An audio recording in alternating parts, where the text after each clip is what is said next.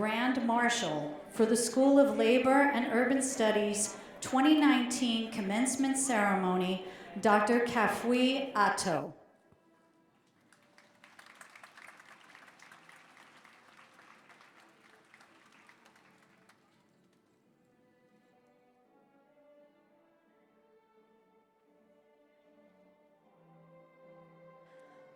Ladies and gentlemen, please welcome the platform party, the school deans and chairpersons, and the administrative and academic cabinet members of the college.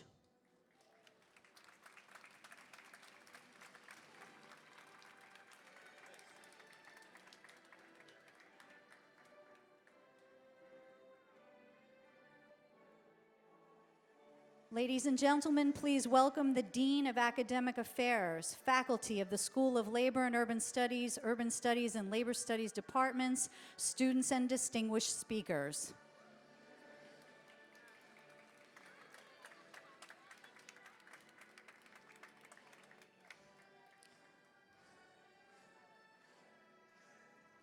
And ladies and gentlemen, please welcome the class of 2019.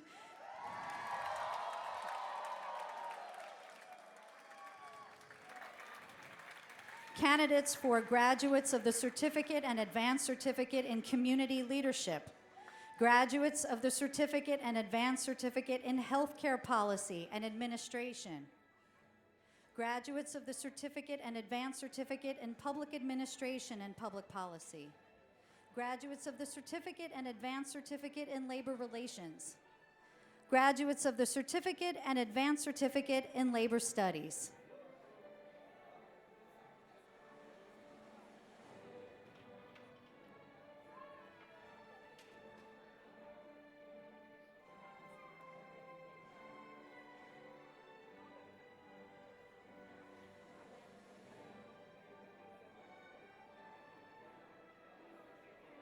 And please welcome the class candidates for degree programs, graduates of Bachelor of Arts in Urban and Community Studies, graduates of the Master of Arts in Urban Studies, and graduates of the Master of Arts in Labor Studies.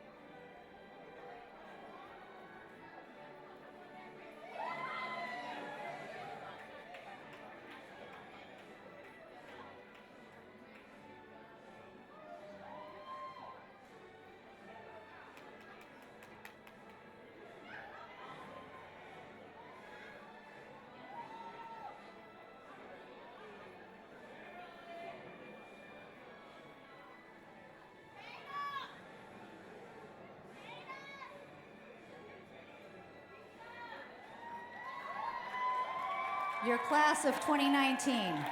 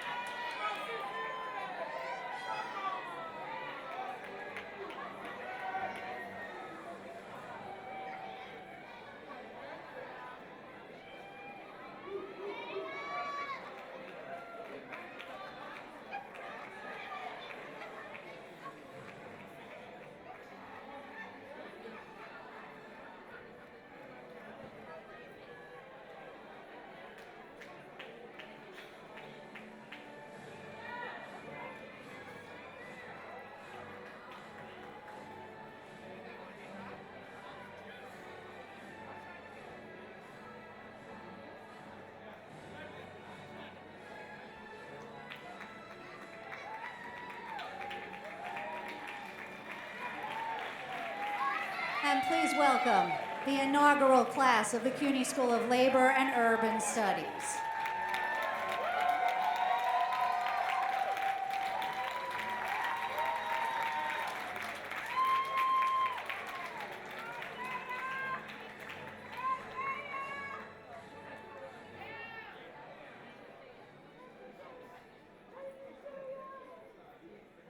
And ladies and gentlemen, please welcome to the stage our Grand Marshal, Dr. Proshansky Auditorium.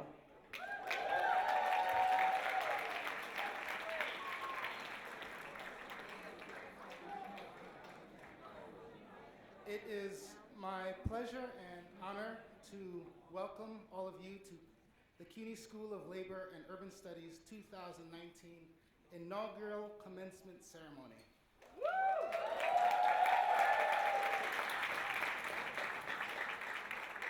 I now declare the inaugural commencement in session. Now please rise and remain standing during the playing of the Star-Spangled Banner and Solidarity Forever.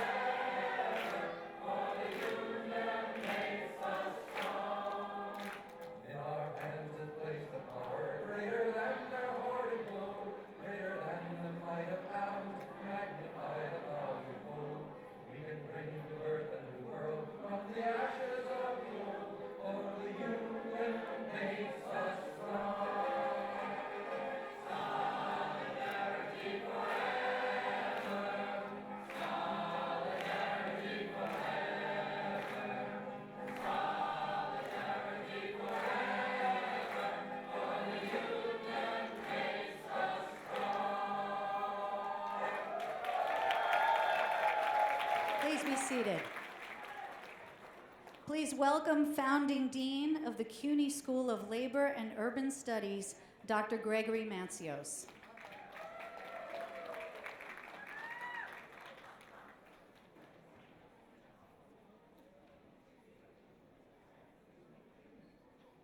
Good afternoon. What a glorious, glorious day this is today.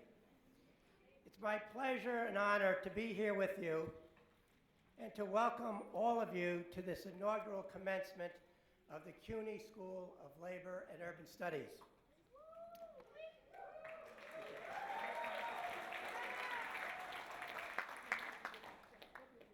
You know what I'm seeing right now is quite a sight. I see these beautiful faces, and they're just glowing with joy and beaming with pride. You should take a look at each other, right? You're all just sparkling. I gotta tell you, I see also a little sigh of relief, a bit like, phew, it's over. At least for now, it's over. But mostly I see faces of pride and joy. And you so deserve it. I want to thank the distinguished guests who have joined us on stage. I'll be introducing them to you in short order. I want to recognize our esteemed deans, Dean Bert Sachs and Gladys Palma de Scheinermaker over here and over there, who worked tirelessly to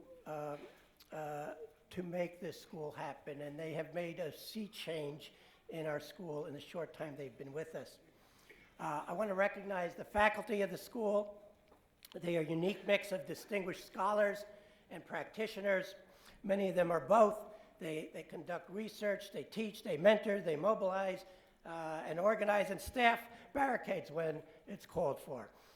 I also want to recognize and thank the staff for their extraordinary commitment to our students and for helping you reach this day of recognition and celebration.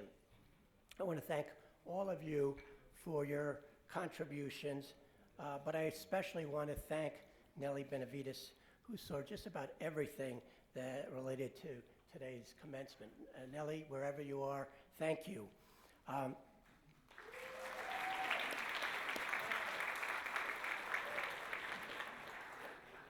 All that said, I want to reflect on this particular moment. First, I want us to reflect on the moment as it relates to the CUNY School of Labor and Urban Studies. And I have to tell you, it still thrills me every time I say those last few words. If you imagine a year ago, the school didn't exist, except in the long-held dreams, not just my own personal dream, but the dreams shared by so many others, including the leaders in the labor movement, elected representatives from our communities, and other advocates for social justice, both within the school and outside of it, all of whom understood that higher education is crucial to the project of social change. 1 year ago, there were 18 colleges and 6 professional schools in CUNY. That's 24 units in total. Today, there are 25.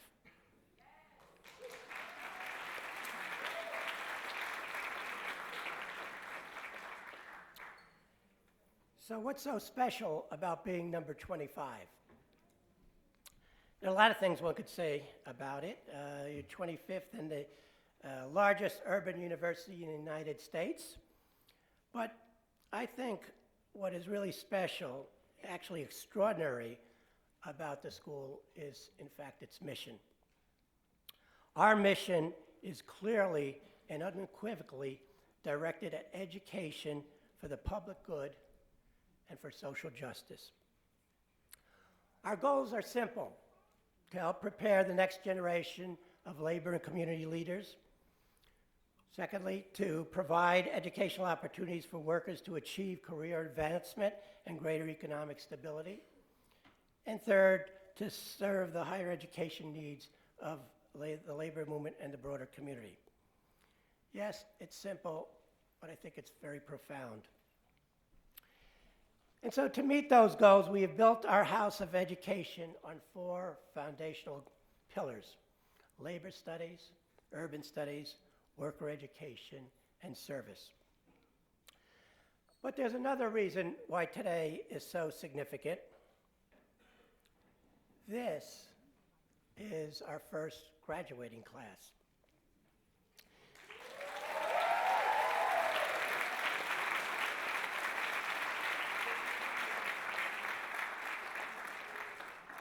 You are our first standard bearers. You're the reason why we exist. And who are you? Well, right on. Some of you are young activists enrolled in our program because of its social justice orientation and curriculum and faculty.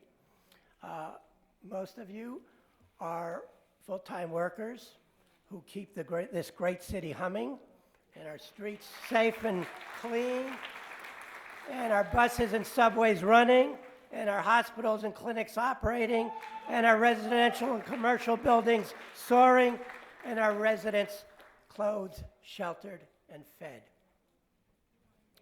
What an extraordinary dynamic you are together, choosing to enroll in a college because you wanted to make a difference for yourself and for those in our communities. Making a difference in these times is a challenge of great magnitude. The world has become very complicated. There's so much information to process and to store on a daily basis. It's essential that individuals that have the ability to think critically and to plan strategically, and that's possible only with a good education. Citizens must tool up in order to defend the institutions of democracy. That too requires a good education, as does real leadership. Yes, leaders must be well educated, well informed, and critically astute. We've seen what happens when they're not.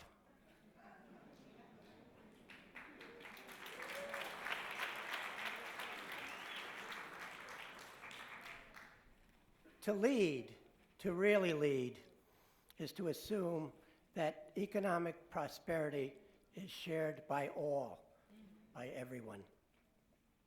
The greatest ambition is to end exploitation and to achieve greater equality. That's what real leadership is all about. And you, our graduates, can do it through your unions, through organizing in your communities, through political activism, through government, and through policy change. SLU has provided you with a solid education. And for many of you, that will mean higher standard of living and greater mobility. In fact, the time that many of you spent here with CUNY may be the best investment you've ever made. But there's more. I think that you have in common a question. And the question is, what will you do with the knowledge and skills that you've attained? What will you do for yourself, for your family, for your community, for global social justice, and for our planet? And that's not just a question, it's a charge that we at SLU give you. Do something important to make the world a better, more just place. The great Colombian novelist Gabriel Garcia Marquez wrote, "It's not true that people stop pursuing dreams because they grow old. They grow old because they stop pursuing dreams." But it's not just about dreams and dreaming, it's about doing.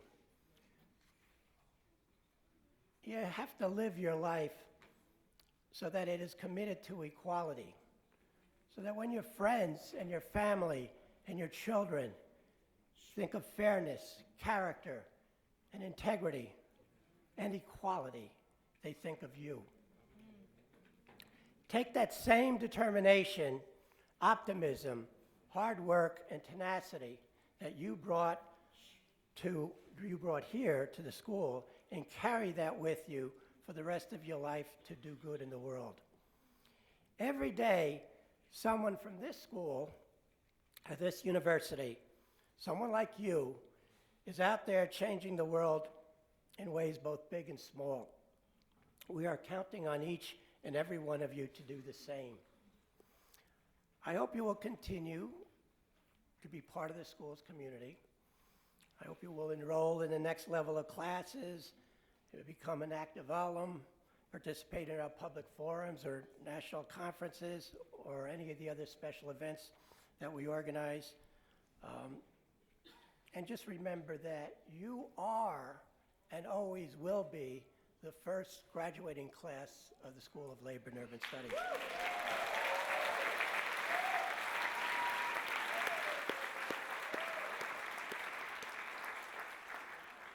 Just keep making us shine.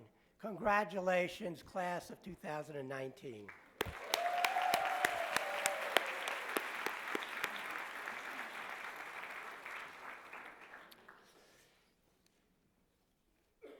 So it's now my privilege to introduce to you Michael Arvanites. Michael is a member of the CUNY Board of Trustees, a civic leader, an advocate for the developmental disabled, for after-school programs, occupational health and safety, and he's a really good and dear friend of our school. I have to tell you, when Michael first heard we were establishing a School of Labor and Urban Studies, he was so enthusiastic and supportive that not only did he come to visit us right away, he recruited other board members to visit the school and tour its facilities as well. Please join me in welcoming CUNY trustees Michael Arvanites.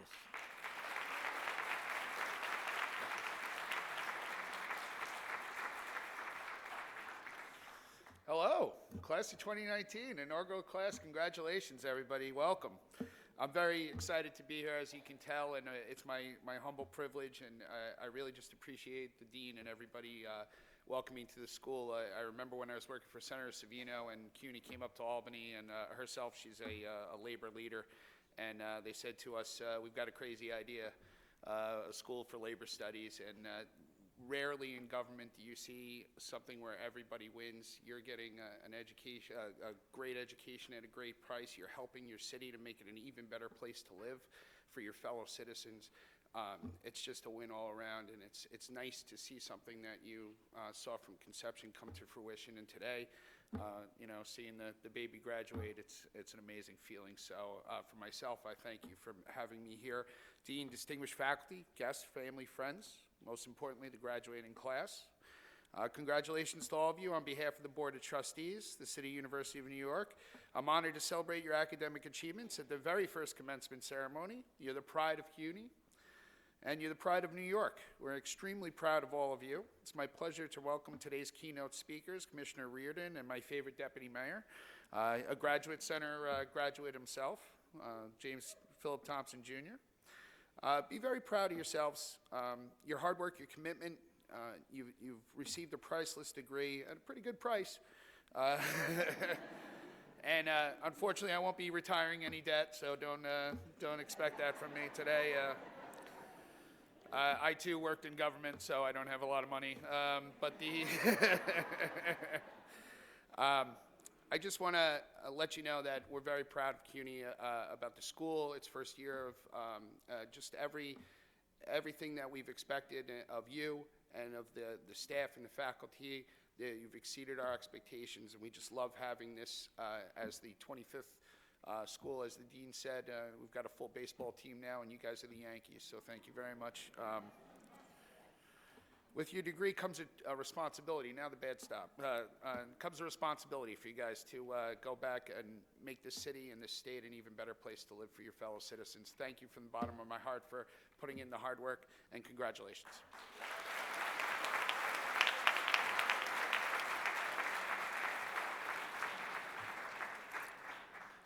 Thank you, Trustee Avranidis. Now I'm very happy to introduce to you Matt Sapienza, CUNY's Senior Vice Chancellor for Budget and Finance and its Chief Financial Officer. The Senior Vice Chancellor is in charge of a $30 billion budget and more than $1 billion in tuition revenues. So he's the guy you really want on your side, right? Fortunately for us, Matt has always been a staunch supporter for our school and our fiscal needs. Whenever you see a wall come down or a wall go up, every time you see a new paint job or sit down on a new chair, that's because our Associate Dean, Bert Sachs, has spoken to our Vice Chancellor, Matt Sapienza, and magic happens. We thank you very much, Matt and Bert. Please join me in thanking and welcoming Senior Vice Chancellor Matt Sapienza.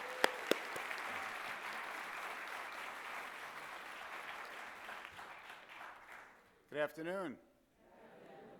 Great to be here.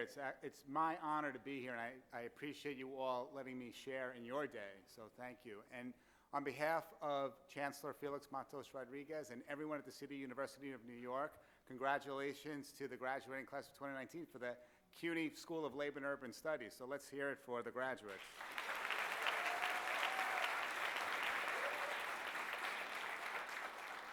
So I know the word historic is used a lot and maybe not so appropriately, but today it really is appropriate. This truly is an historic day. This is the inaugural class of this great institution, the School of Labor and Urban Studies. So I'm so happy and proud to be here today, and everyone at CUNY, we're so proud of our graduates. There are so many people that we should thank for helping us create this brand new institution, the School of Labor and Urban Studies, our Board of Trustees, our elected officials from city and state government, our labor union partners. There's so many people to thank. If I took the time to thank all of them, you would all get very angry at me, correct? Okay, so I will just give a general thank you, but I do want to recognize all of those areas, the unions, state and city officials, and our Board of Trustees. But I do want to spend some time giving thanks to one person that's here today, and that's to our founding dean, Greg Mancios.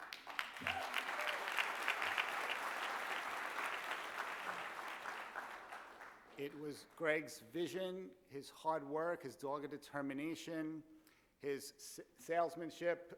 Greg just did an unbelievable job over many, many years in having this dream come true of having our own freestanding school, School of Labor and Urban Studies. And so, Greg, you're an amazing leader, and so proud to be your colleague, and thank you for your great work.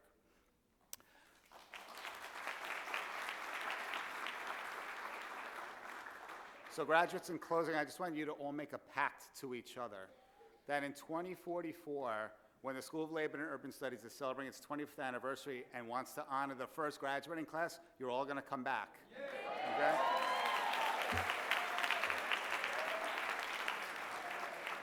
Just remember, 25 is a special number for this school, the 25th school within the City University of New York. So thank you again for letting me share in your special day. Graduates, thank you for making us CUNY proud and for being part of us and for staying within the CUNY family. Thanks so much.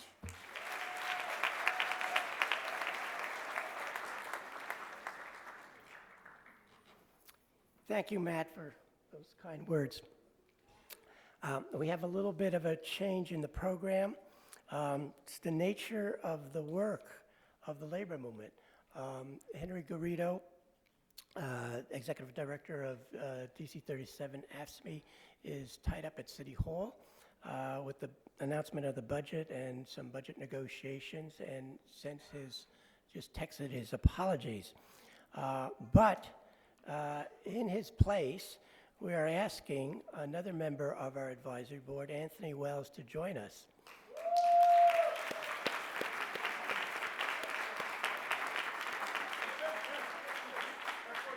Yeah.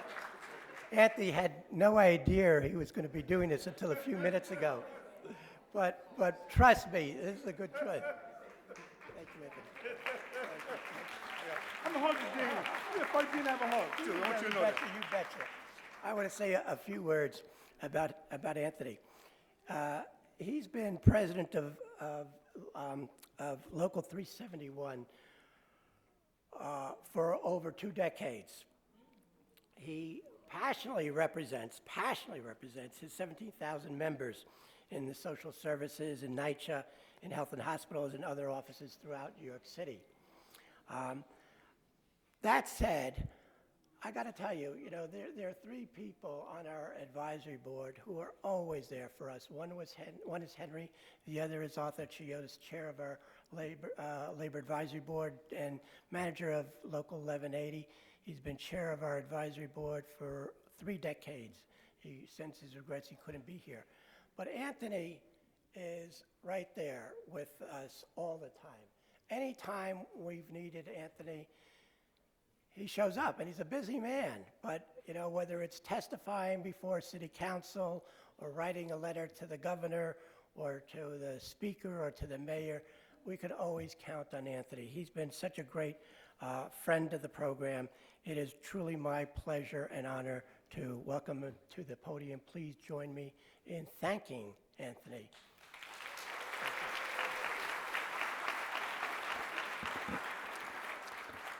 I am on my best behavior. Congratulations to these graduates. Let me do this. On behalf of the advisory board, under the great leadership of Dean Gregg and Arthur Chiliotis, as the speaker before me said, this is a historic moment. It's a proud moment for you guys to have done this work, for this leadership to have made this dream come true in a reality, a school that seeks to train leaders, labor people, civic leaders to make a difference in the world. Let me take a moment of personal pride. I'm a CUNY graduate. Baruch College, that's right. I'm a public school graduate. I'm a proud civil servant for nearly 40 years. This is one of the most outstanding moments in my life, in my career. To be a part of something that's created and will last. That date, 2018, will go on way beyond. No, 2018. I know what I'm saying, y'all. Yeah, wait a minute. Hold up. See, I told y'all my best behavior. I got you. No, 2018. Because all these schools, when they're established in 1858 and 1929, y'all established in 2018, and 2019 will go down in history as the first. So congratulations to all you graduates, to all your families, but don't just be the first. Be the first to make a difference coming out of this school. And when you go somewhere and you say, where did you graduate from? Say, I graduated from SLU. CUNY, God bless you, and God bless the union. Thank you.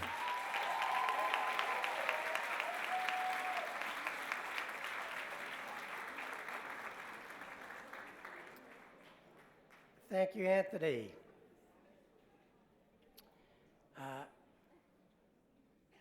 I also want to echo something that the Vice Chancellor said. I thank the Labor and Community Advisory Board. I also want to thank all the elected officials who've been so supportive. New York City Council, the Speaker's Office, the state legislature, both the Senate and the Assembly, the Governor's Office, who provided us with a huge allocation 2 years ago. This school would not have been possible without the elected officials who represent you, allocating funds, advocating on our behalf within the broader community and within the university. I want to also thank the school's Academic Governing Council and the student representatives, along with the very distinguished alums who continue their support for us.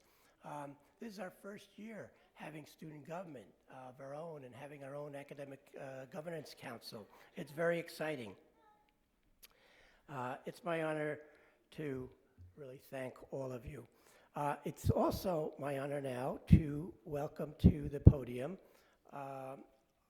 our Associate Dean for Academic Affairs, Gladys Palma de Schneidermaker.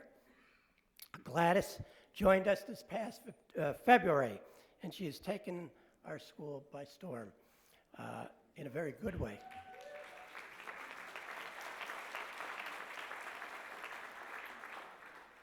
Gladys is a perfect fit for us because she is truly passionate about helping students from diverse and working class backgrounds realize their dreams.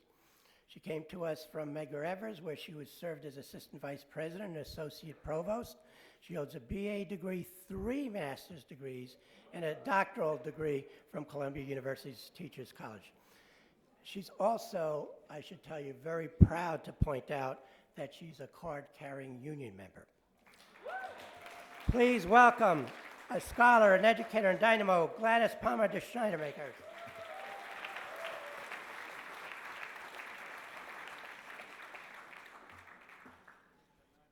Thank you, Dean Mancios. And by the way, that's the UFT that I'm a member of.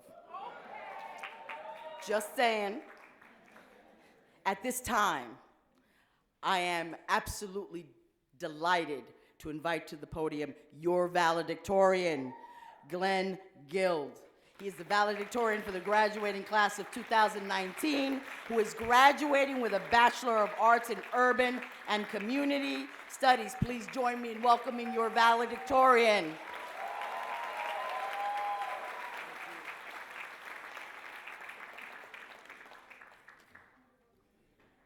Greetings, Dean Mancios, CUNY faculty and staff, our esteemed guests, friends and family in the audience, and most of all, my fellow graduates of the class of 2019. It is a great honor to address this inaugural graduating class of the School of Labor and Urban Studies. My wife, Melissa, my daughter, Angelica, and my parents are in the audience tonight. I love you guys. It has been an extraordinary journey to complete my degree, and my family has been an inspiration along the way. Pursuing higher learning while managing a career and a home is exemplary of how life gets in the way. Nevertheless, like all of you, I made a commitment and I saw it through to the end. I met a lot of good people in the course of my studies. We shared our stories, our experiences, and helped each other along the way. I understand the sacrifices made by everyone out there wearing a cap and gown tonight. I am proud of your achievements, and I am proud to be counted as one of you. Never forget how good it feels tonight as you are recognized for your accomplishments. No one can ever take that away from you. In today's global marketplace, be confident you chose the right school to prepare you for the challenges that wait outside those doors. Go forth, use your knowledge you gained to make yourself a better person and to make the world a better place. Most importantly, share what you have learned. Congratulations, graduating class of 2019. I wish you all the best in your endeavors. Good luck.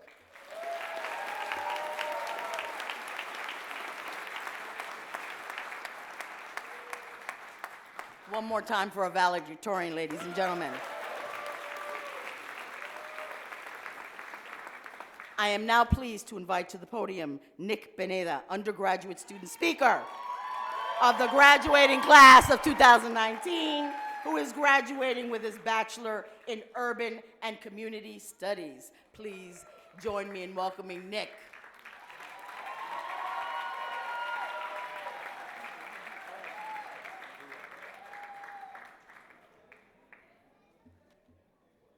Greetings, Dean Mancios, faculty and staff of the CUNY School of Labor and Urban Studies, distinguished guests, my fellow graduates, family, and friends. As I stand before you, I'm reminded of all of the hard work, the sacrifice, the days taken off of work, health issues, childcare issues, commuting issues. Each of these challenges we overcame to be here today. We did that.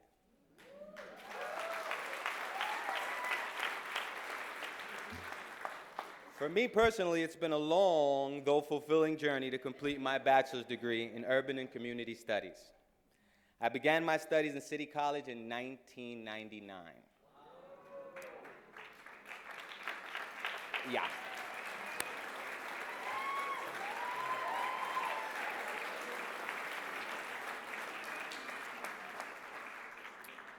Fast forward to 2015, I started at SLU, formerly the Murphy Institute, in the Labor Certificate Program. Unions at that time, unions were on the front lines of the civil rights and women's rights movements, and we were learning this all in class. The gentrification in the Bronx had only begun, and my coursework that was also covering urban planning, housing policy, income disparities could be leveraged to stop the attacks on what is known to be the poorest district in the nation. As a fellow student once told me, you have to learn about the issue before you can begin to address it. I especially want to thank Dr. Ed Ott for his course on contemporary labor issues. That course taught me how to affect real change in real life in real time, and I did that. I also want to celebrate my academic advisor, June Cumberbatch, who once responded. So I was having anxiety about my classes, and I'm telling June, I'm pretty sure I'm going to fail, and June goes, you will not fail, because I will not let you. And I received that same support that every student walking through the doors gets every day at SLU. No other school has advisors and staff picking up the phone, answering your calls, responding to emails, and seeing you in person, because you matter.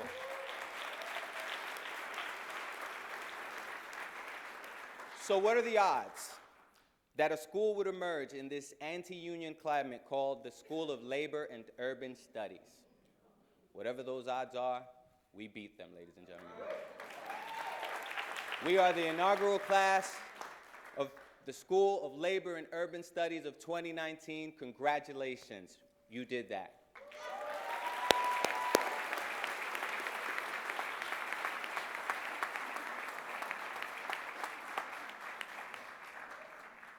It just keeps getting better and better.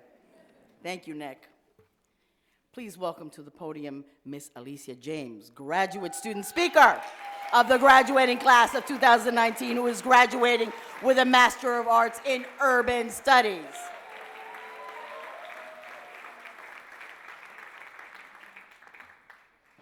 Good afternoon. I'm so pleased to have the opportunity to address this assembly. Dean Mancias, faculty and staff of the CUNY School of Labor and Urban Studies, honored guests, and of course, my fellow graduates of the class of 2019.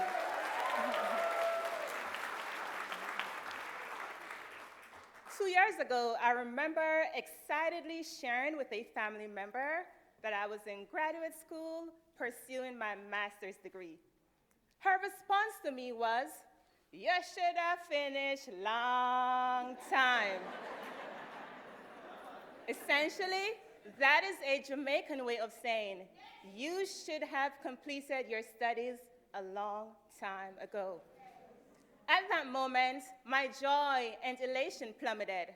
Never mind that I was an immigrant who had to overcome barriers and challenges while adjusting to a new system. You should have finished long time. Is there an inherent shame or stigma associated with pursuing your studies at a certain age? No. Is there a use-by date on education? No. I chose to pursue the Master of Arts in Urban Studies to acquire a better understanding of cities and the policies that have shaped the urban social structure of New York City. An instrumental part of my journey has been the unparalleled instruction, support, and constant feedback that I received from our school's very knowledgeable and esteemed professors and its wonderful staff. But I also treasure the impacts of my classmates, whose insights and stimulating discussions fostered an even richer learning experience. Their diversity in thoughts and ideas created an interesting atmosphere that welcomes questioning and creative thinking. SLU is a place where the faculty encourages students to take a deep dive into questions that may stem from their work and that they may have been thinking about for years.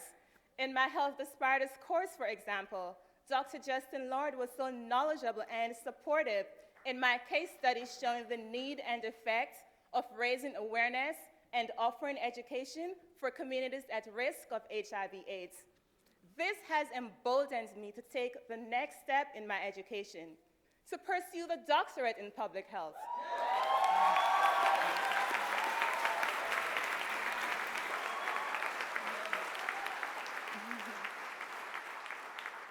You should have finished long time. Fellow graduates, we are the ambassadors for change in our communities. SLU has equipped us to fight for equity in health, labor, housing, and education. And there's no reason for us to question ourselves as I once did. We have every reason to be proud and to celebrate this moment. Class of 2019, congratulations and thank you.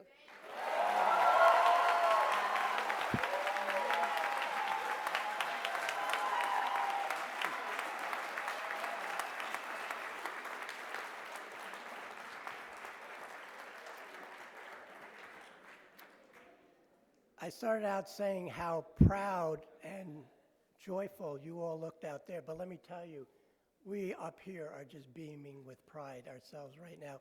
That was terrific, and that was only 3 voices out of 158 of you here tonight.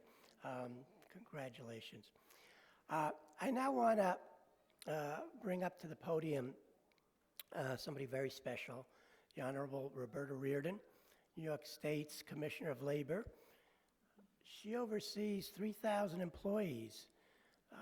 And like SLU, the mission of her department is very simple: protect workers. That is, enforce the labor laws, educate immigrants and other workers about their rights, and assist the unemployed. Goal is very simple to state, but achieving it is something else. The workers are very fortunate, the workers of this state are very fortunate to have a labor commissioner who comes to us from within the labor movement. Roberta Reardon, prior to becoming commissioner, served as the founding co-president of SAG-AFTRA, the 165,000 member union representing workers in the entertainment industry. And the part of our biography that I most like to talk about is that Roberta Reardon was one of our faculty members. She was an adjunct in the program and taught perhaps some of you in the audience. She has been a great supporter, a great friend of the program, and she was a great teacher, and we can't wait to get her back in the classroom. It's wonderful to have you back now, Roberta. Please join me in welcoming Commissioner Roberta Reardon.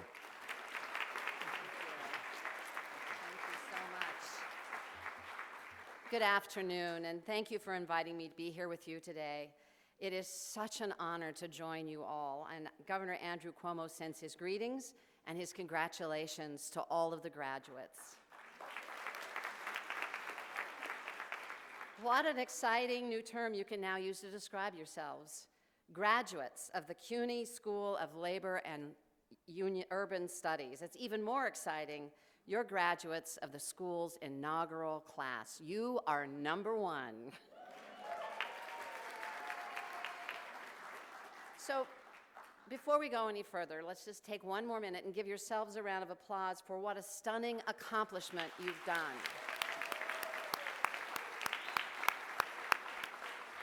You know, as I was preparing for your commencement, I thought about all of you, who you are, what your passions may be, where your lives and careers could be taking you. Now, obviously, I don't know each of you personally, but because you are here, I do know the type of individuals that you are. Because you are here, you are fiercely passionate about making a difference for working people. Because you are here, you want to do the work that's necessary to advocate for those whose voices need help being heard. Because you are here, you are a change maker. Now, I'm not going to sugarcoat it. It's not going to be easy. In fact, there will be days when the challenges you face will feel downright impossible.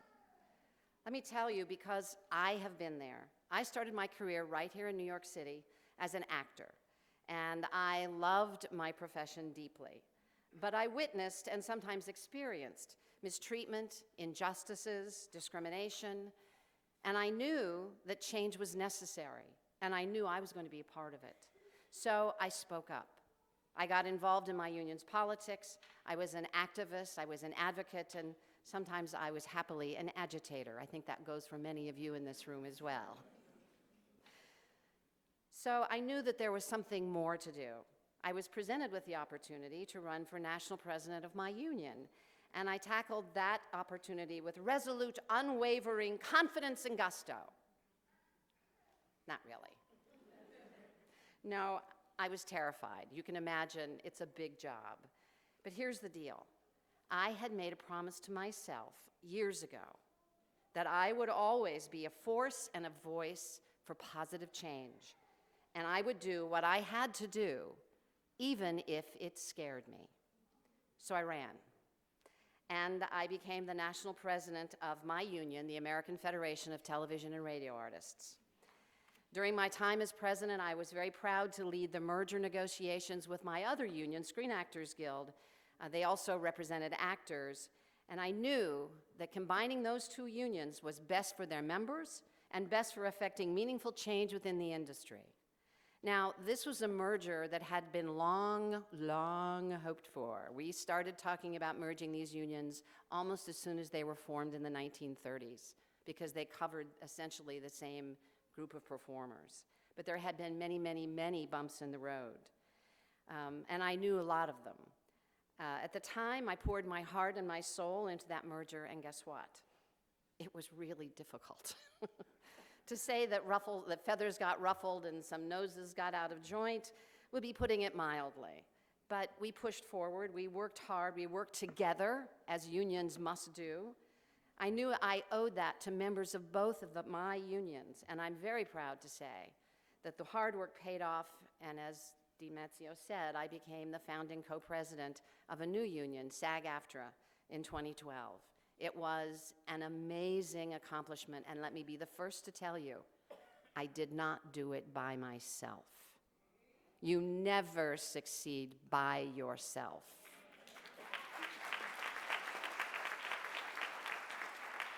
It is the beauty of the labor movement that you always have brothers and sisters with you, and they're often people that you don't even know, but they will always have your back.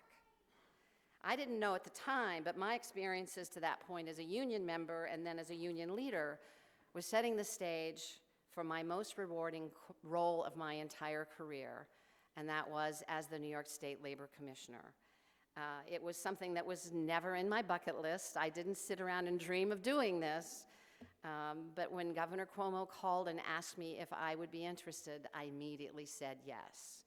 And I have to tell you, I was immediately scared again because I didn't do government, I'd never led an agency, but I knew that it really was in a sweet spot for me, and I said yes. I have had many sleepless nights since then, thinking about the responsibilities that I've been tasked with. There are times when I hear stories about workers who have been abused and taken advantage of and had their wages stolen, and I cry. There are days when I feel that for all the progress we make, there are endless challenges that still lie ahead in the world that we're trying to make better, the world that we're working to make sure that it's a fair, equal, and safe work world for everyone. But you know what? Every sleepless night, every moment of frustration have all been worth it to know that I am fighting a worthy fight for those who deserve to be fought for. And I know that that's what you have been doing as well, and what you will do in the future. I take no issue speaking with you so candidly about the fears I've had, the difficulties I've faced, the hard work that's been required of me, because you are here. You accept this. And you have made the commitment to dedicate yourself to public service and social justice. This is what I know. I applaud CUNY for establishing a School of Labor and Urban Studies, Labor is truly one of the few topics whose cultural relevance has both shaped history and still continues to write it. I am intimately familiar with the outstanding curriculum. As was said, I had the great privilege of teaching in the school when it was the Murphy Institute, and I loved my classes. If any of you were in my class, you were a dream to work with. Many teachers will tell you, I learned more from my students than you probably learned from me. It was an amazing experience. What you've learned here will not only carry you forward in your career, it will positively shape how people live and work in New York State and beyond. Think for a moment about the enormity of that. You are part of something that is so much larger than acquiring your degree. And I couldn't be prouder of all of you for being the newest generation of change makers. So with all the challenges I've outlined that you're gearing up to face down, I'm going to pile one more on for you. And I know you're going, oh, thanks, Commish, this is great. We need one more challenge. But you're up for this too, because you're tough.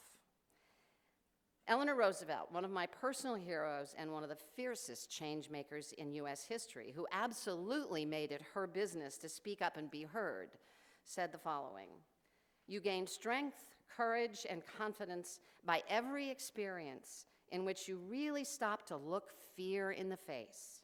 You must do the thing you think you cannot do." So here's my challenge. Do the thing that scares you. Accept the challenge that seems insurmountable. Speak up for what's right, especially if your voice catches in the back of your throat. Shake up the complacent and be a source of comfort and stability for those who cry out for it. I believe, actually I expect, that in the years to come, I will see your names listed as the leaders who are writing the next chapters in our history books. Thank you so much for allowing me to join you, and congratulations again.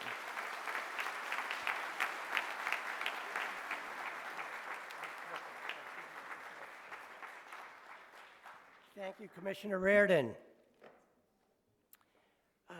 And now it's my great pleasure to introduce to you our keynote speaker, Phil Thompson.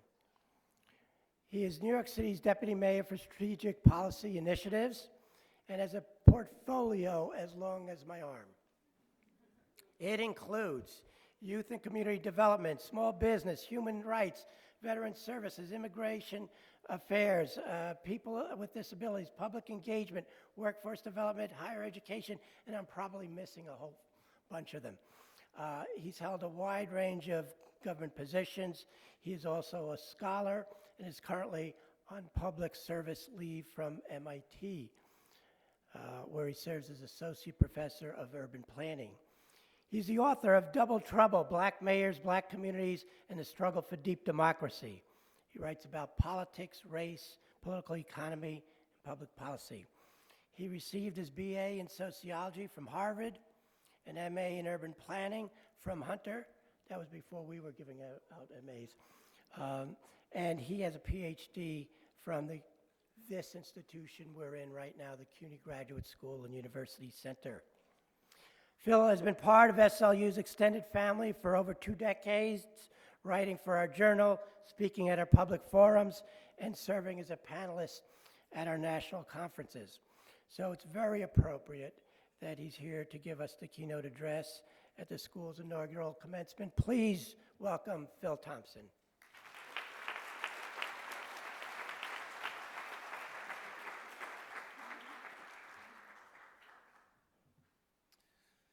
Well, thank you, Dean, faculty, and most of all, graduates, congratulations. It's really my honor to be here with you and to help celebrate SLU's first graduating class. When I left college, I spent 7 years as an organizer doing community and labor organizing, mainly in the South, and making about $50 a week. And I reached a point where I said, actually, I need a job, and I need like a paying job, and you know, some kind of career. And then I said, now where can I go to grad school with no money? And I ended up at CUNY, and I got at Hunter, and I got a job on my very first day working for Dave Dinkins, and I was able to work for him full-time when he was borough president, and I joined 371. Took a political training course at DC 37 from Norm Adler, so we could like skill up to run Dave Dinkins for mayor. And then I worked in the mayor's office, and I went to grad school for 6 years while working full-time to get my master's and my PhD. I say all that to say I've been where you are. I know it's hard. I want to congratulate the families because it's a family effort. Everybody sacrifices. But I can tell you, like 29 years later, it was all worth it. And I can also tell you that the friends I made at CUNY 29 years ago are still my friends to this day. In 1966, New York Senator Robert F. Kennedy gave a speech in which he quoted an ancient Chinese proverb. And the proverb said, "May he live in interesting times." There's some debate about whether the proverb was actually a curse or a blessing. Because interesting times, you know, you can get a divorce and that's interesting. Doesn't necessarily mean it's good. But it turned out that the Chinese proverb was actually more direct than the translation that Robert Kennedy used. The Chinese proverb says more accurately, and I quote, "Better to be a dog in a peaceful time than to be a human in a chaotic period." Chaos in the ancient Chinese version clearly refers to conflict and war. And there is great truth here. Disruption unsettles people's way of life and expectations, and has often led to bloody conflict and tremendous human suffering. If we look at one of the origins of World War II and the Holocaust, it really started with the disruption after World War I and the penalties that the Allied forces imposed on Germany and the German people after World War I, and the shame of their loss and the humiliation that they felt was one of the things, the disruption in their lives, was one of the things that fueled that hatred and led to World War II. On the other hand, disruption can be highly beneficial. Disruption of feudalism, a system of rich aristocrats dominating everything in society, has led to unprecedented human productivity and freedom worldwide. The challenge is how to enable disruption while avoiding its dangerous potential for conflict and war. In the last 80 years, there have been two astounding achievements in this regard. First, we have seen economic disruption all around the world and increases in world prosperity without a third world war. We have to give some credit to the United Nations for that. Even more important, I believe, were the social movements led by leaders such as Mahatma Gandhi, Martin Luther King, and Nelson Mandela.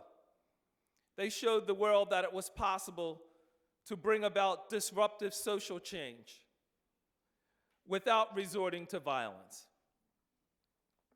We see echoes of their influence this very day in peaceful protests going on right now in Hong Kong and in Memphis, Tennessee.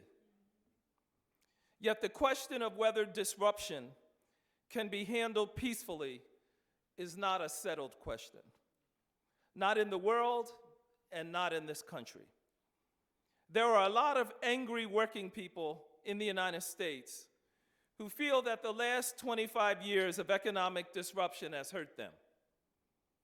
Many of them have been persuaded to believe that the reason they are suffering is because of immigration from workers from Central America or other countries, or because, and some people say, so build a wall. or because of special favors supposedly given to African Americans or Puerto Ricans. These people are now among President Trump's most loyal supporters. Some of Trump's supporters, including a former mayor of New York, suggested ominously that if President Trump is not reelected, there could be trouble in the streets. We are at a tense period in America. There is no doubt that all of you graduating today will live in interesting times. But it is still unclear whether this will be a blessing or a curse. Reviewing some of the great economic disruptions in the last 25 years, there's some clear patterns. Massive government investment, followed by technological and business innovation, with huge profits for a small number of investors and managers of big business, and stagnation and impoverishment for everyone else. Let me give you a few examples. Walmart. Walmart's founders had two big ideas. First, they recognized that the federal government's creation of a national highway system and car infrastructure pushed most Americans to spread out geographically and to get around in cars. They realized that they could attract large numbers of customers by building big stores right off highways. They built stores within a 20-minute drive of 500,000 people or more. That's their location model. Number two, by having big stores, they could bulk purchase items and get cheaper prices than local stores, so they could put local stores out of business. They took the profits from this model to ruthlessly attack labor, unions, and drive down wages for their workers. That was their innovation. Amazon. The government created the internet for the Defense Department. Amazon used Walmart's big box bulk purchasing model and figured out how to use the internet, and then they substituted home delivery to having people drive to stores, like in the Walmart model. And in this way, they avoided the real estate and personnel costs that bookstores and toy stores and other local stores have to pay. Then they joined Walmart's fierce attacks on labor. But follow it, they leveraged the government internet in order to build out their enterprise. Facebook also took advantage of the internet, initially to take the post office out of business. Back when I was a teenager, people used to send love letters in the mail. Now it's all online, complete with pictures. Facebook enabled social communication. That was their first invention, but not the real moneymaker. The moneymaker was when they realized that by having so many people using their platform, they could sell data on these people to advertisers. 97% of their profits last year came from selling people's data. And that's what Amazon and Google is doing as well. Facebook has put a lot of local community media that used to rely on advertisement dollars out of business. So what's going to happen in the next 25 years? Well, if nothing changes in terms of how working people think and organize, the next 25 years of disruption will make working people's lives even more difficult than the last 25. And the danger of conflict will rise. Business will continue to take advantage of discoveries being made in federally funded research labs, such as AI, artificial intelligence, and robotics, to destroy labor unions once and for all. Amazon is already using 200,000 robots in its distribution centers. Driverless cars are on the way. Drivers are going to get laid off. Robots are being developed to do things that home care workers do now. Artificial intelligence systems are being developed to replace bank tellers and workers at motor vehicles department and other government agencies, replacing people who take tolls on the highway, and replacing security guards.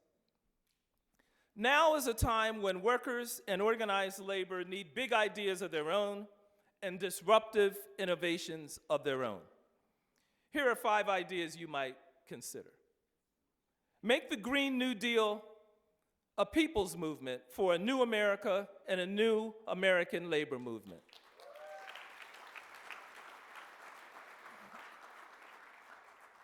The New York City Council just recently passed energy efficiency regulations that will force property owners to retrofit buildings over a certain size for energy efficiency because Indian Point Power Plant is closing down and we're going to lose 20% of our energy in about 3 years.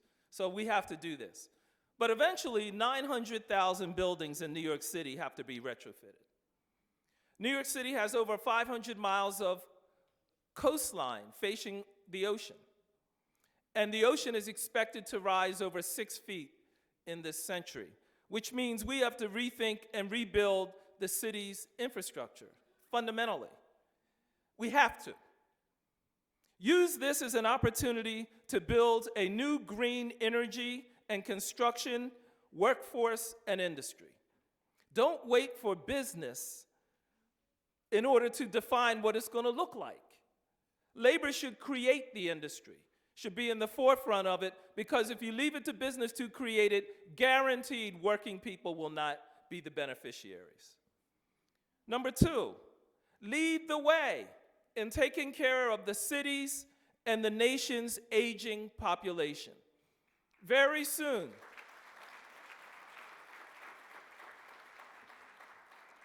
very soon, 1 in 5 New Yorkers will be elderly and will be in need of home care.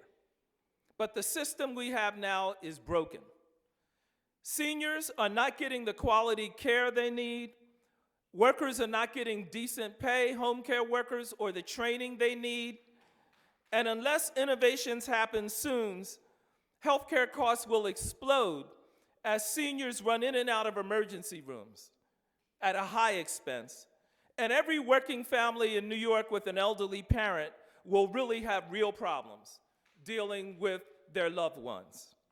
Labor should not wait for the healthcare industry to come up with a solution.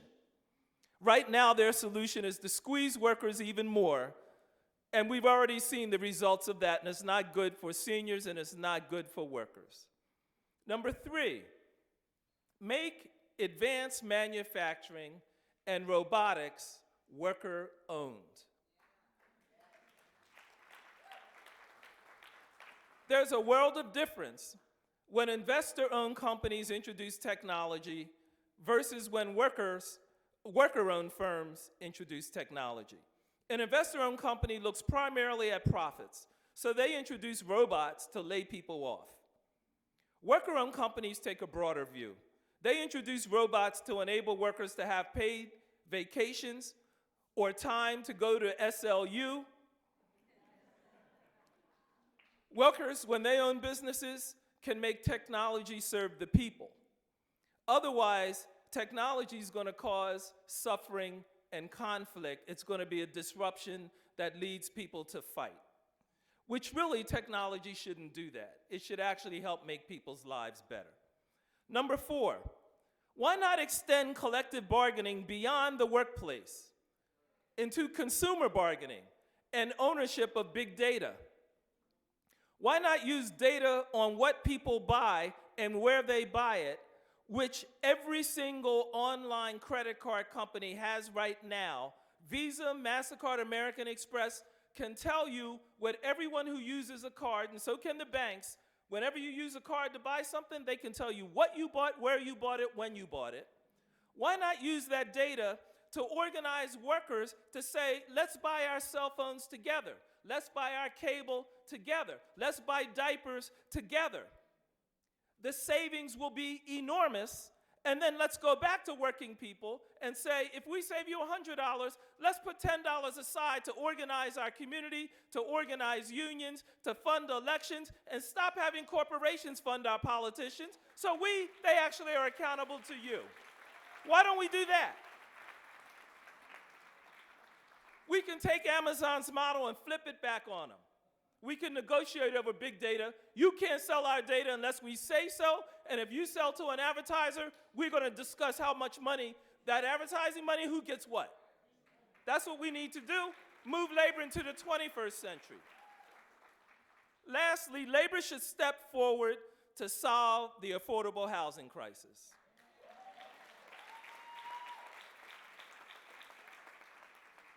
The biggest problem in housing is that 80% of federal money for housing goes to the richest 20% of American society in the form of mortgage interest tax write-offs. That is $100 billion a year going to the richest 80% of America, while the rest of housing subsidies, the 20%, goes to the 80% that need help. They only get 20%. Number one, we gotta change that. But number two, labor pension funds should be used to build affordable housing for labor, for union members. Labor can do as much building affordable housing as they can negotiating over wages and benefits, and that money right now is not going to be used by Wall Street to build housing for working people, but you won't lose money investing retirement funds to working people so they have a decent place to live. Labor is big enough to build housing at scale, which is exactly what labor did when it built Co-op City and changed what was a swamp into a thriving community for working people, and labor can do that now. In short, working people need a future-oriented, big-thinking, and bold labor movement. It is up to you to build and lead such a movement. The question of whether you are living in interesting times and whether those times will be a blessing or a curse depend more than anything on what you do with your training, your education, your energy, and your imagination. I have confidence that we can succeed. The future is ours, and most of all, it's yours if you dare to shape it. Thank you.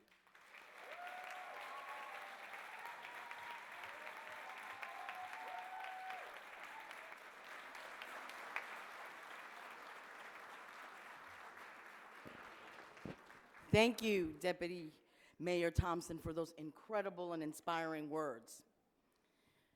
We would like now to take a moment to thank and recognize a distinguished alumnus, Ms. Nazarene Mohit.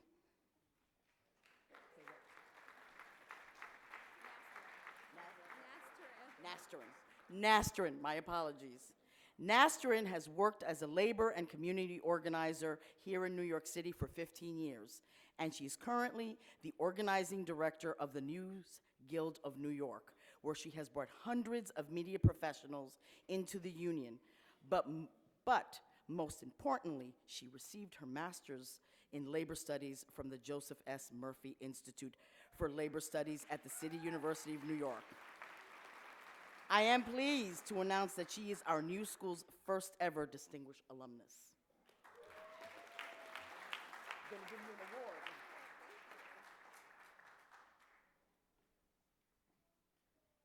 Wow.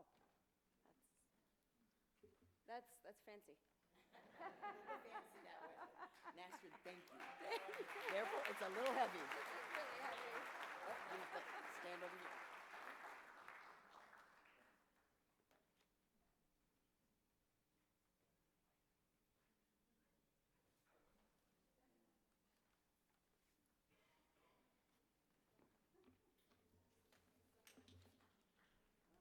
This is like no joke, this thing. All right. Thank you.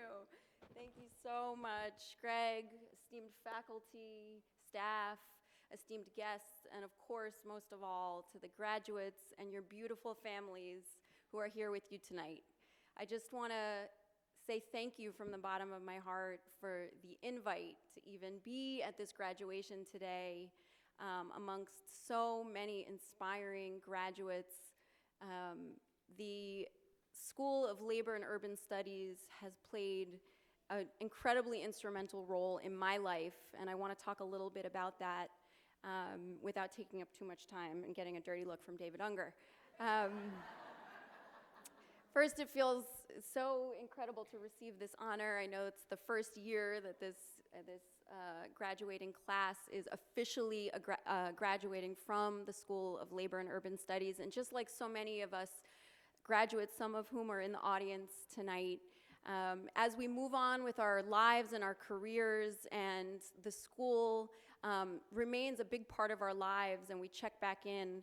Similarly, we look back on the school that we've graduated from, and so many of us are so proud of the work that's been done to expand these programs into what they are today, and to see how much work has been done to not only expand the breadth of the program, but to really make this an institution that is going to last for years to come and to serve working people in this city for years to come. And I am so proud to be amongst all of you tonight.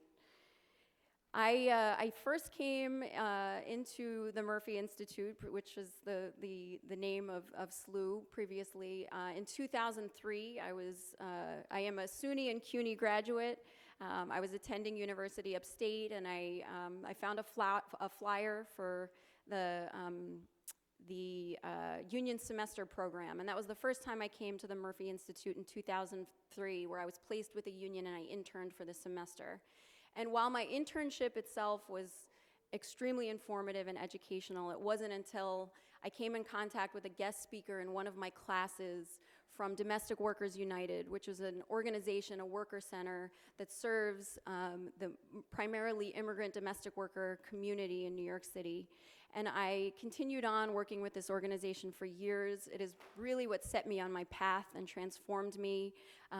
It really set me on a trajectory where I knew that I was going to be an organizer and serving working communities, and primarily low-wage working communities, for years to come. I returned in 2009. I think I was either the first or the second graduating class of the Master's in Labor Studies program. And I moved on from there, continuing to organize care workers, nurses, teachers, and then ultimately ending up at the News Guild of New York, where I've been organizing journalists and media professionals full-time for the last 5 years. I view the Murphy Institute, previously and now SLU, as really a gift and a true gem in a world where it is so difficult to get a quality education and to be amongst so many inspiring classmates and staff, esteemed faculty, to get a top-notch, world-class education at an affordable price, but most importantly, to be a part of this community and to know that this is always going to be a home for you. Over these last 16 years, I knew because I saw this gray hair when I was looking in the mirror this morning, but over these last 16 years, this has always been a home for me in so many ways. And whether it's returning for a talk or having that connection with a faculty member that I've stayed in touch with for years, or being out on a picket line and seeing former classmates and current students and their faculty standing right there beside them, fighting with workers in this city. I know that this is not just about the education, this is not just about the degree, but this is about being part of something bigger and knowing that you will always have this here for you, and you can always return. And I encourage you all to do that. I certainly have, and I am so proud of this moment. I'm so proud to accept this award. I haven't been able to stop staring at this beautiful graduate's cap here, which says, "To be continued." And I just have to say,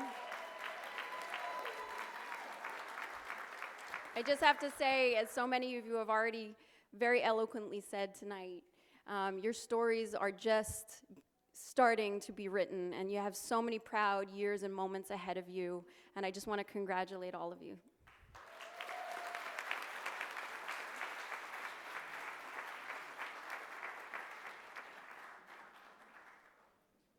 Thank you, Nastrin. And now, the moment we have been waiting for. The conferral of certificates and degrees. Will all the candidates please stand?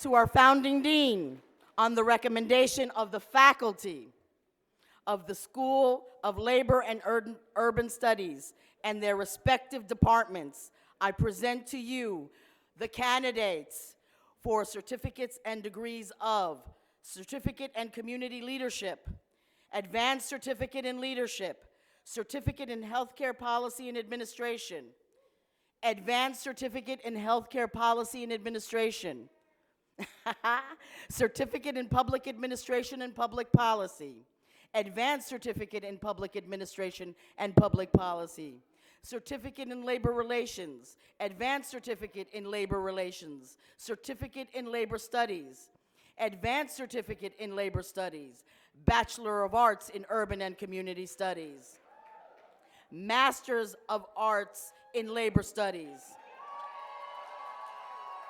Masters of Arts in Urban Studies.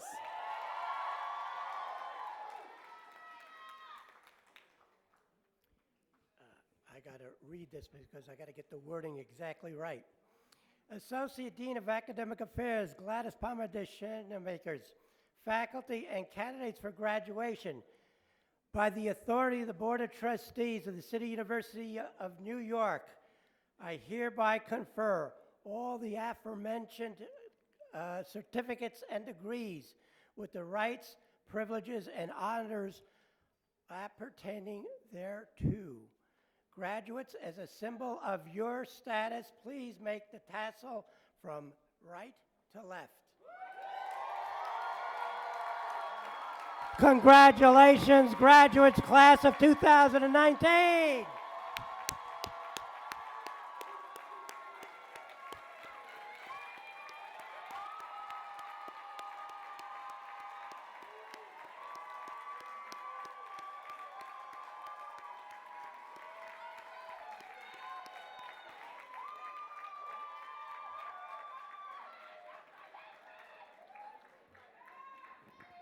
Will the graduates please be seated? Doesn't that sound nice? Will the graduates please be seated?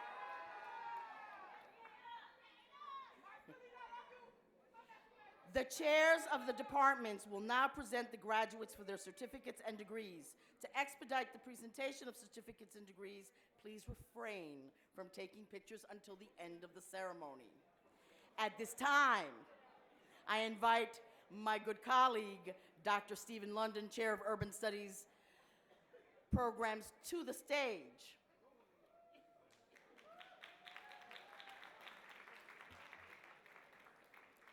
It is my pleasure to welcome for the first time the inaugural graduating class of the School of Labor and Urban Studies. On behalf of the Urban Studies and Labor Studies departments, I will now present the graduates for certificate programs. Will the certificate and advanced certificate graduates from Urban Studies please stand and come forward?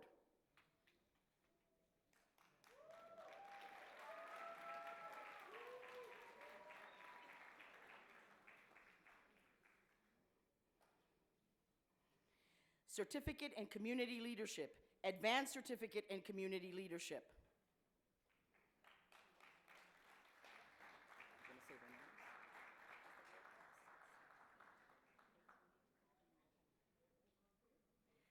Neon Amir.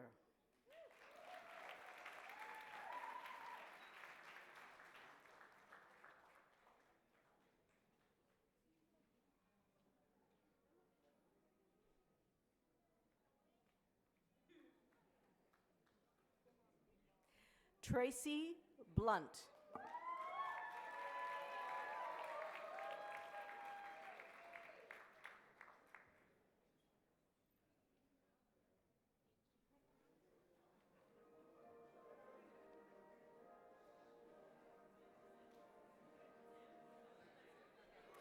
Jesse Olson.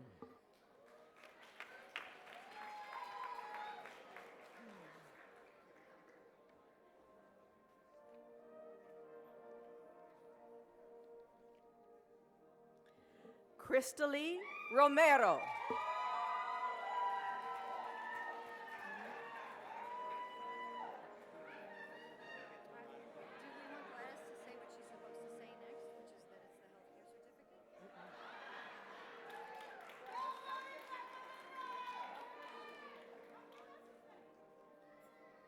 Certificate in Healthcare Policy and Administration, Advanced Certificate in Health Care Policy and Administration. Carlos Arturo Amaya Cubides.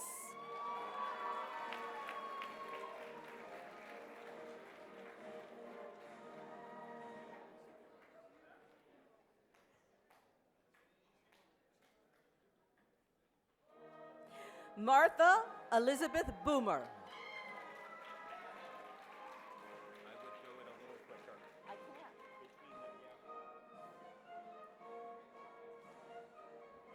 Dominique Bullock.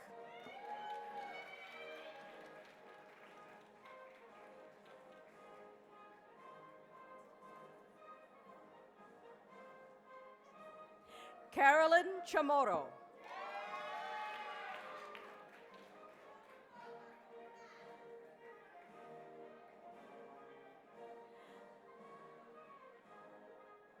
Mara L. Enriquez.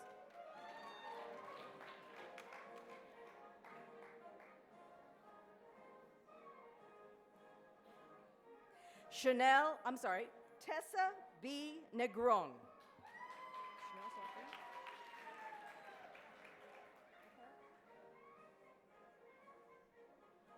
Certificate in Public Administration and Public Policy. Advanced Certificate in Public Administration and Public Policy.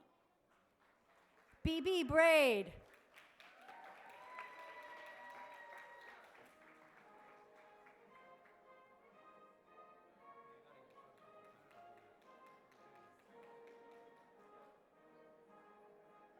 Maria P. Burton.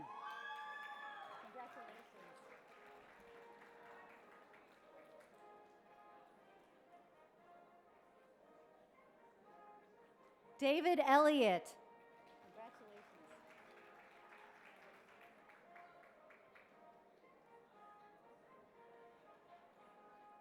Anicia Virginia Foreman.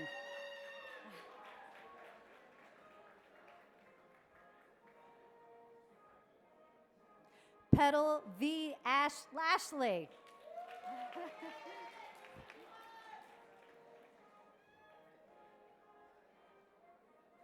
Dalita Martinez.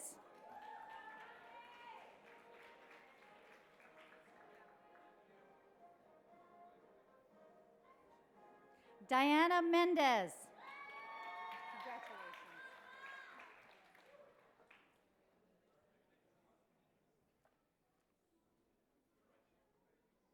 Nikita Nelson.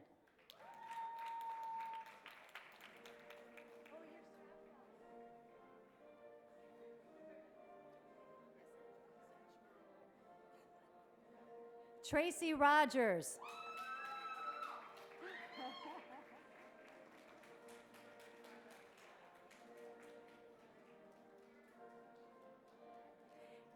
Adrienne Yvette Sykes.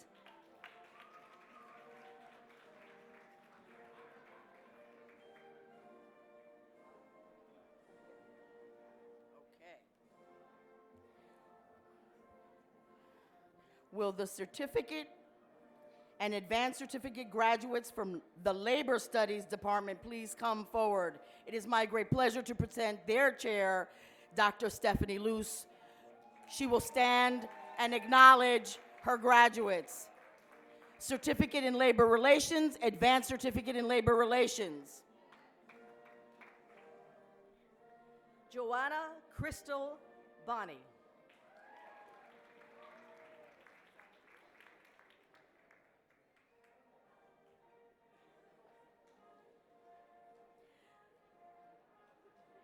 Mimi Chin.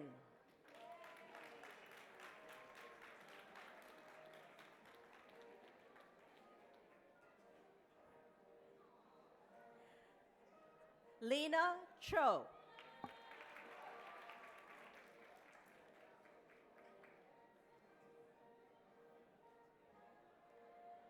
Ethegina Bottini Demopoulos.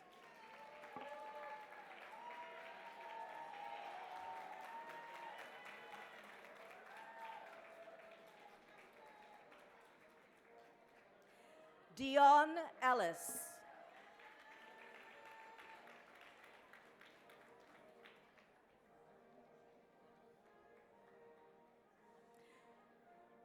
Monice Etienne.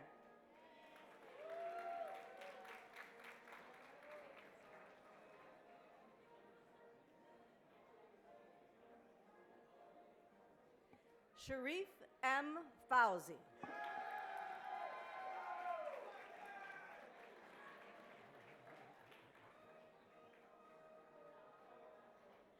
Nicole Vertaw.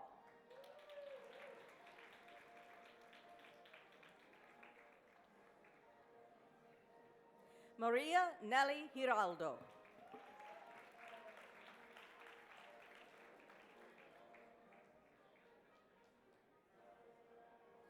Michelle Hargett.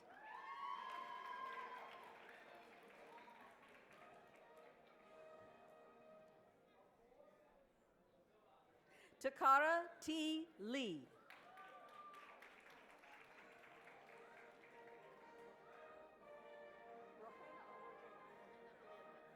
Rohena Julieta McGregor.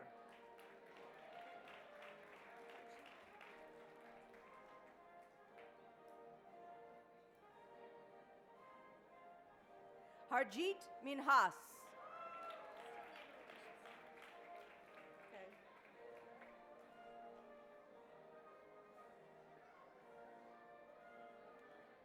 Desha Padya.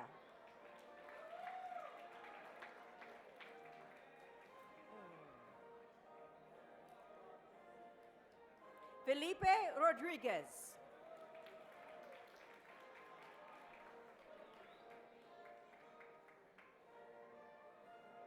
Rahula Safi.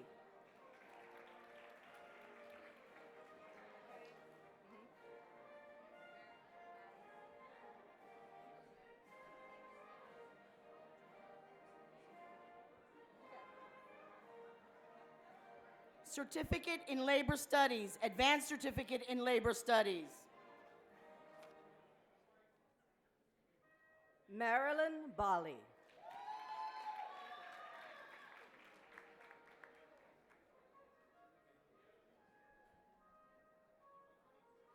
Patrick V. Milord.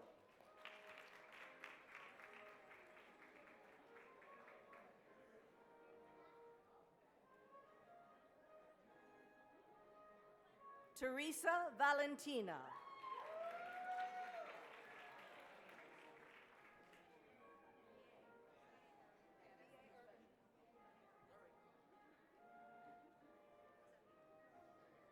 Okay. Bachelor of Arts in Urban and Community Studies. Johnny Bree Berry.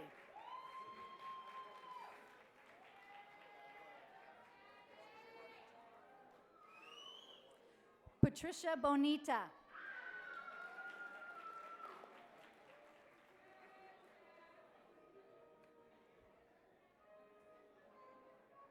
Wayne Anthony Farrell.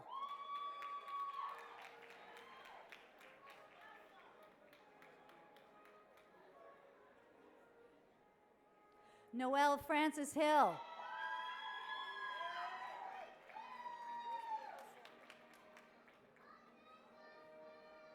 Rosemary Osorio.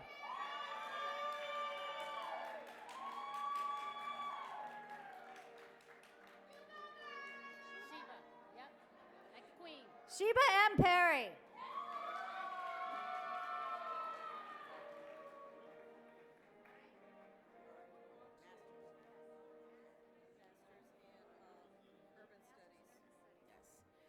Master of Arts in Urban Studies.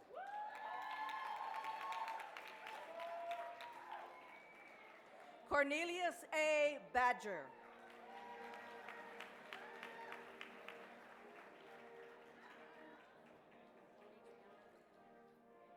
Katriana P. Baker.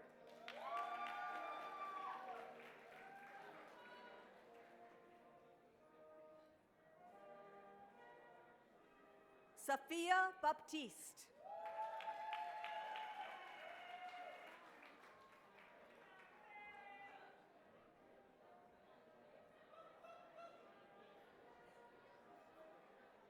Troy Amon Barnes.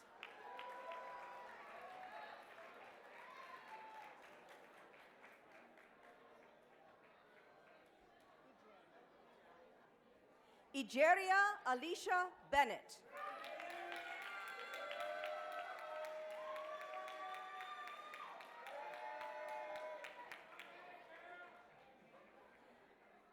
Kiera Nicole Carter.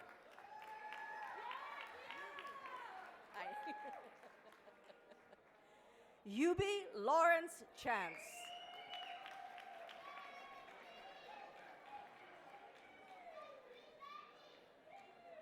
Crystal Lynn Cox.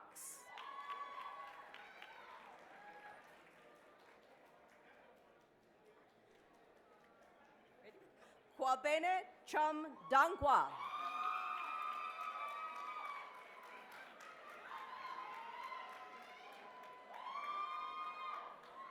Vanessa Devonish.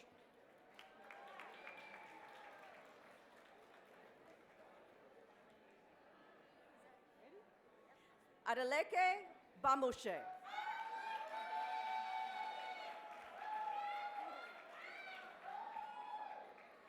Kimberly M. Golden.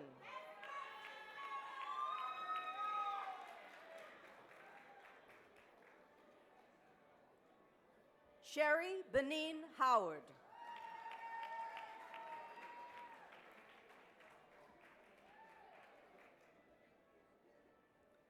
LaKenya Goff.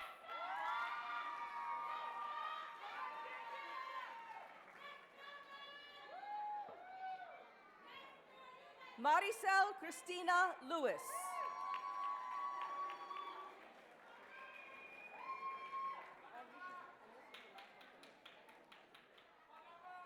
Sharon D. Long.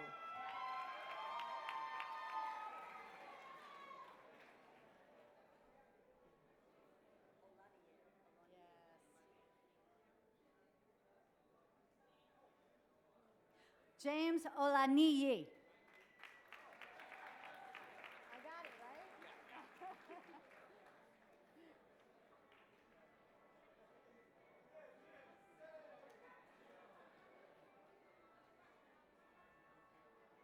Chanel McIntosh.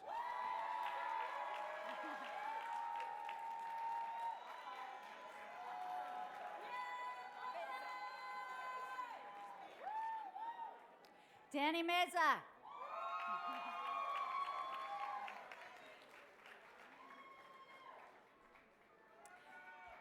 Stephen Molina.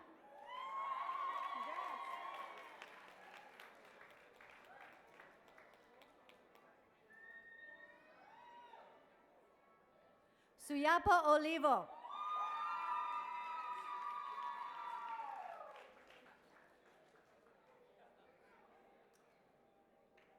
Kana Osborne.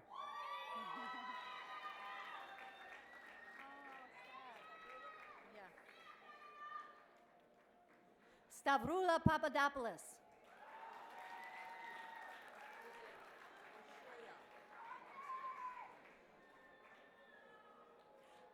Shawnette O'Shea Patrick.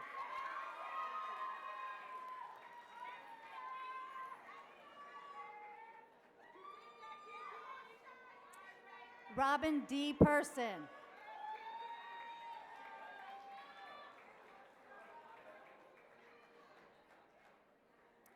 Carolyn Patillo.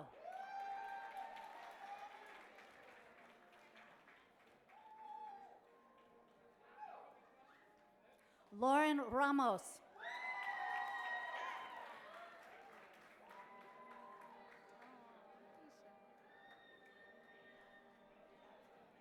Keisha A. Sasso.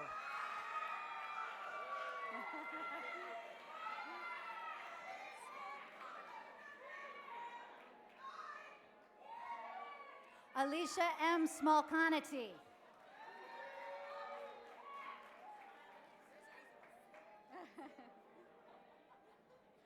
Lisa Smart.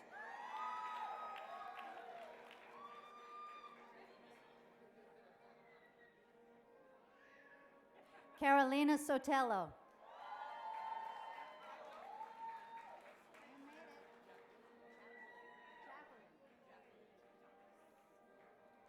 Jacqueline G. Thomas.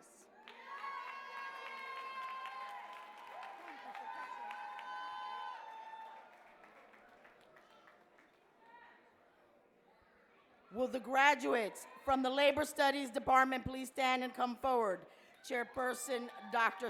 Stephanie Luce will stand to acknowledge the graduates. Master of Arts in Labor Studies. Ameti.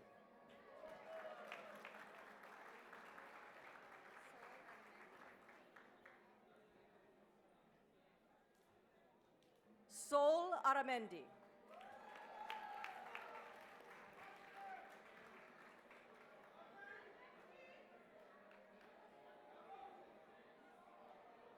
Sedu Ba.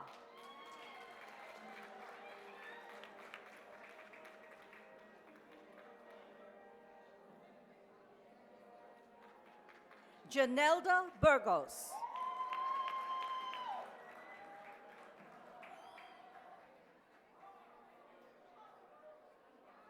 Kimlin Carby.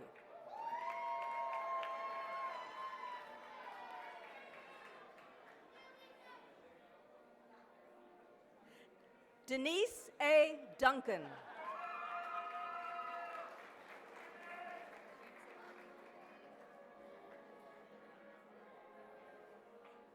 Godet or Godet?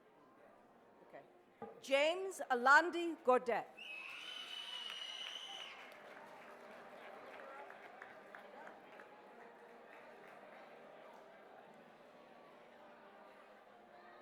Caroline Hernandez.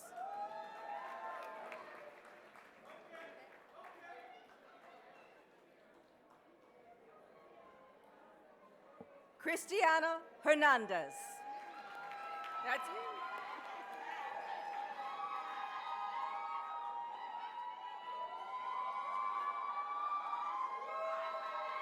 Marceline Larivo.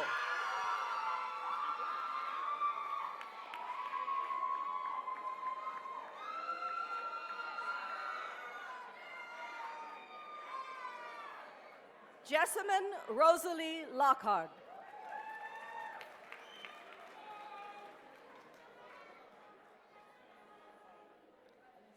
Esther K. Murray.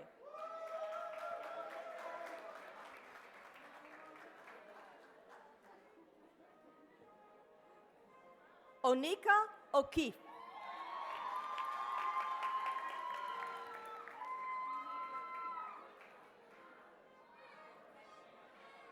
Amy C.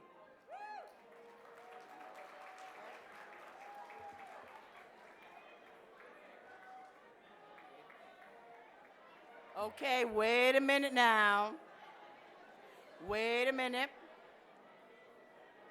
I would like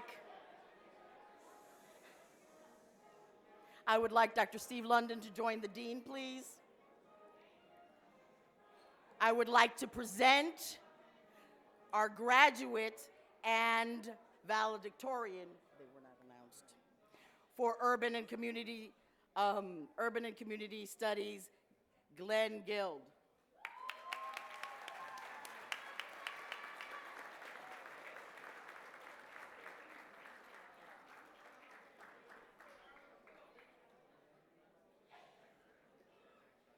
I would like to present another undergraduate of Bachelor of Arts in Urban Community, Nick Pineda.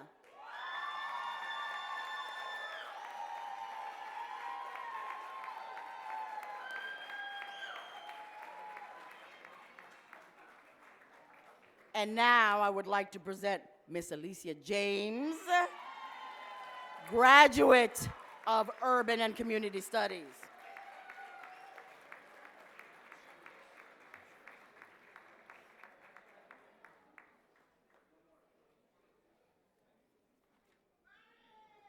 That's it. The School of Labor and Urban Studies previously had a long tradition where graduates would pass the torch to a student working towards their own graduation. I'm going to ask June Cumberbatch, our wonderful senior counselor, who originated the idea of passing the torch, once to an undergraduate student, once to a graduate student. Now that we are a new school celebrating our inaugural commencement, we want to continue this proud tradition. Walter Romney,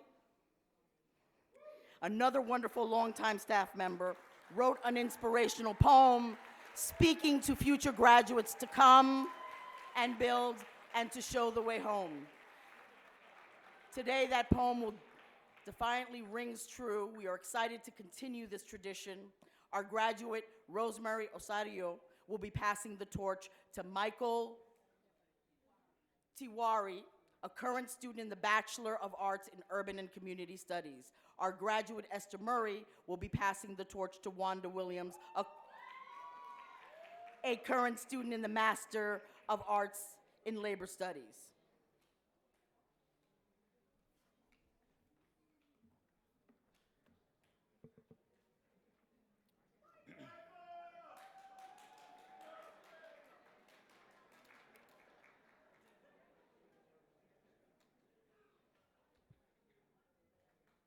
As we pass the torch to the next graduates, we'd like to say, catch.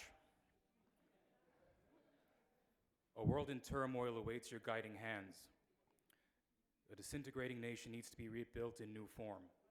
Come and build. Come with new ideas, new visions. We hope for a better way of life. You are now on a path to creating a brighter tomorrow. You already have the torch, so let's start moving. The world is at a crossroads. Come show the way home. Congratulations.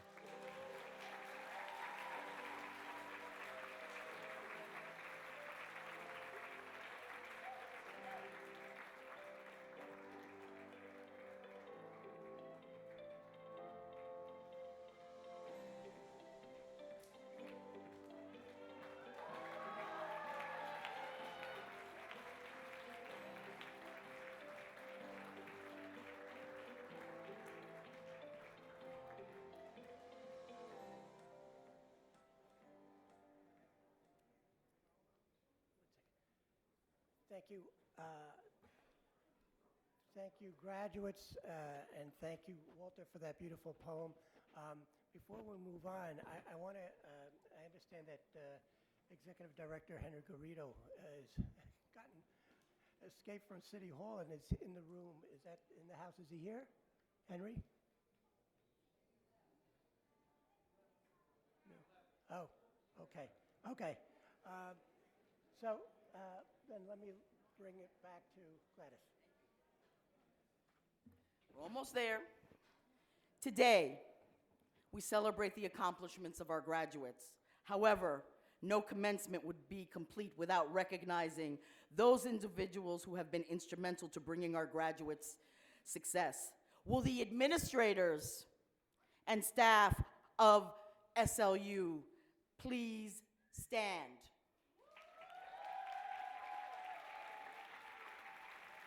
You have tirelessly assisted and supported our students in navigating their path through the school. Thank you.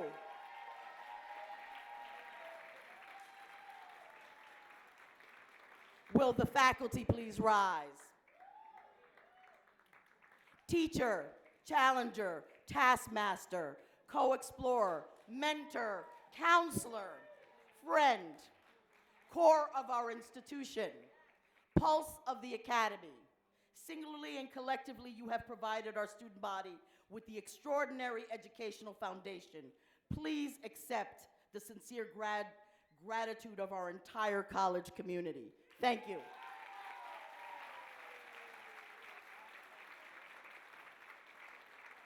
Will the parents, spouses, partners, and children of our graduates please stand?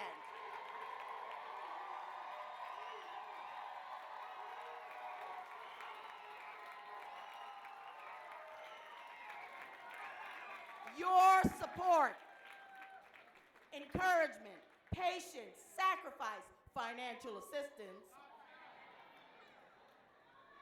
made today possible.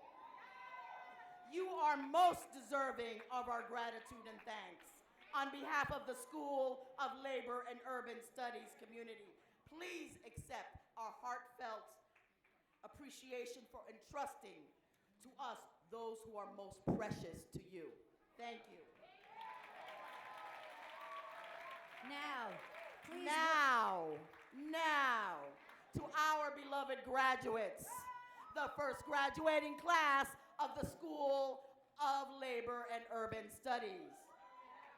We join together to celebrate your achievement, recognizing today is a defining time for you and that you represent a symbol of hope, possibility, and promise. Be mindful, however, as you make your way of how much your loved ones endured and sacrificed to reach this moment of accomplishment. They have earned your gratitude and love. Today, we rejoice in your ability to achieve and sorry, I'm so excited. Thank you. We commend our campus's commitment to fulfilling its mission through each of you. That's how we fulfill our mission. So I charge you to fulfill your goals and achieve all you can, and to strive to do so, I urge you to follow the writings of Gandhi. Be the change you want to see in this world.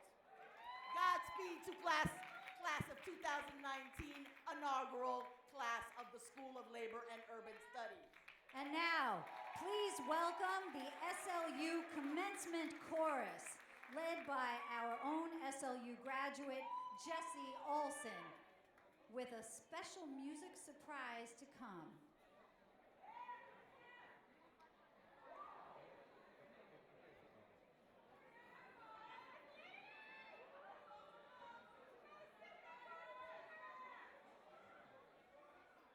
If I had a hammer, I'd hammer in the morning, I'd hammer in the evening, all over this land. I'd hammer out danger, I'd hammer out a warning, I'd hammer out the love between my brothers and my sisters. Come to the front of stage, all over this land. If I had a bell, if you sing it with us, had a bell, I'd ring it in the morning, I'd ring it in the evening, all over this land. I'd ring out danger, I'd ring out a warning, I'd ring about the love between my brothers and my sisters, all over this land. If I had a song, if I had a song, I'd sing it in the morning, I'd sing it in the evening, all over this land. I'd sing out danger, I'd sing out a warning, I'd sing about the love between my brothers and my sisters, all over this land. Now I've got a hammer, and I've got a bell, and I've got a song to sing all over this land. It's the sound of justice, it's the hammer of freedom, it's the song about the love between my brothers and my sisters, all over this land.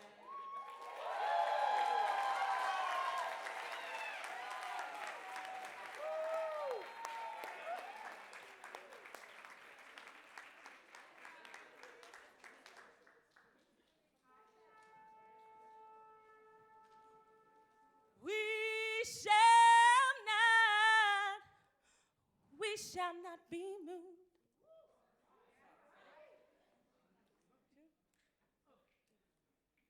We shall not be moved.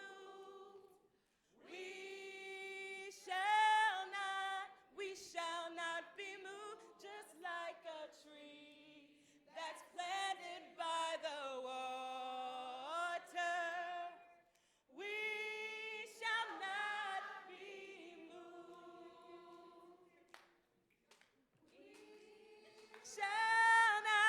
We shall not be moved. Hey.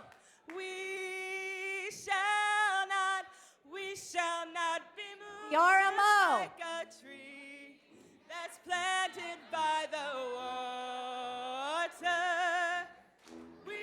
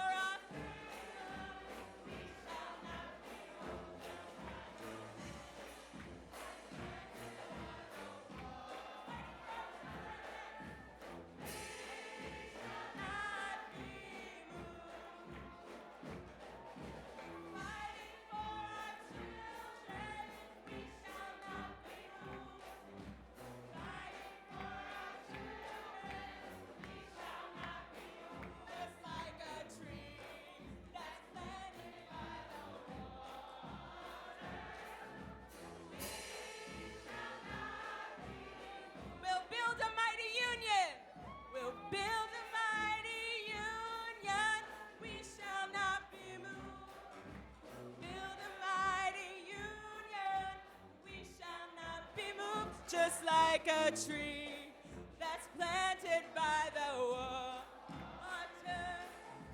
We shall not be moved. All nations together. All nations together. We shall not be moved. All nations together. We shall not be moved. Just like a tree that's planted by the water. We shall not be moved. Young and old together, we shall not be moved. Young and old together, we shall not be moved. Just like a tree that's planted by the water. We shall not be moved. We shall not be moved. We shall not be moved.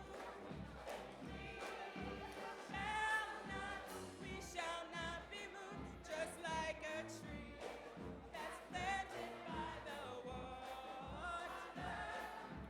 We shall not be moved. One more time. We shall not be moved.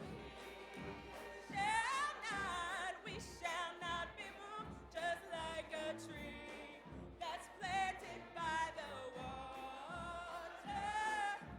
We shall not be moved. Thank you.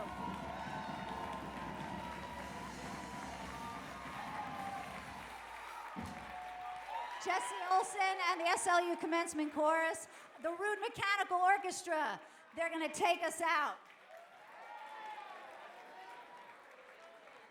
We now declare the first commencement officially over.